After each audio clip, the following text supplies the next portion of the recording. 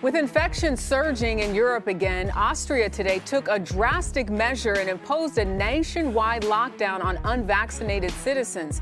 The restrictions sparked protests in Vienna. People without shots can only leave home for work or to buy food. If they leave, they face fines.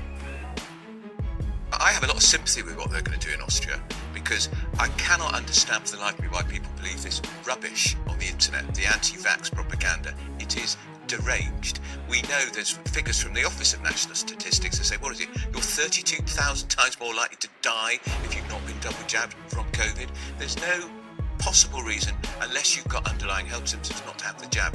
My worry about doing it is, how do you enforce it? Do you stop everybody in the street? Who's going to stop people in the street? We don't have enough police officers on the beat anyway, so how would you make it work in Britain? Well, you do it through snitches.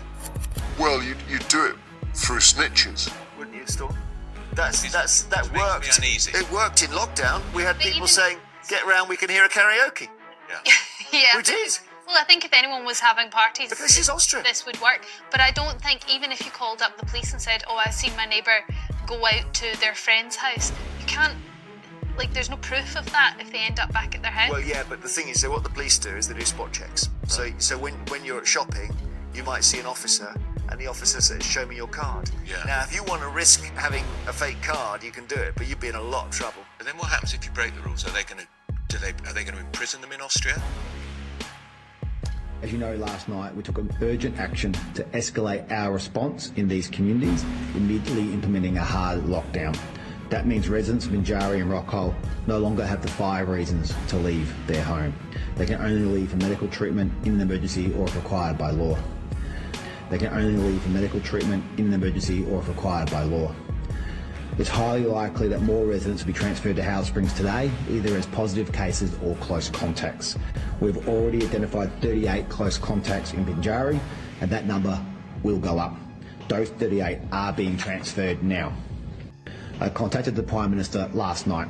We are grateful for the support of about 20 ADF personnel, as well as army trucks, to assist with the transfer of positive cases and close contacts, and to support the communities. I think at all that your rhetoric around calling people anti-vaxxers, some of whom were vaccinated, has had an impact at all on vaccine take-up in parts of the territory? No, and I want to repeat it.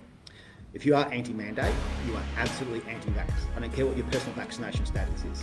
If you support, champion, give a green light, give comfort to, support anybody who argues against the vaccine, you are an anti-vaxxer.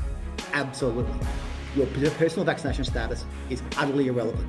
If you campaign against the mandate, if you campaign against people being vaccinated in vulnerable settings, teachers in classrooms, I'll be really clear, at that point in time, people were actually supporting the idea of a teacher being unvaccinated in a remote community classroom with kids who cannot be vaccinated. I reject that. If you are out there in any way, shape or form campaigning against this mandate, you are absolutely anti-vax. If you say pro-persuasion, stuff it, shove it.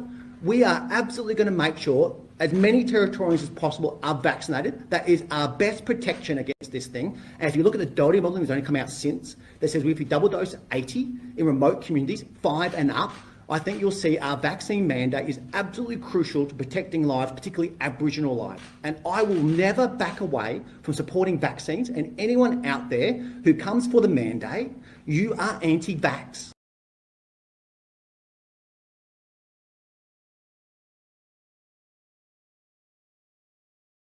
Finally, my brethren, be strong in the Lord, and in the power of his might. Put on the whole armour of God, that ye may be able to stand against the wiles of the devil. For we wrestle not against flesh and blood, but against principalities, against powers, against the rulers of the darkness of this world, against spiritual wickedness in high places. Wherefore take unto you the whole armour of God,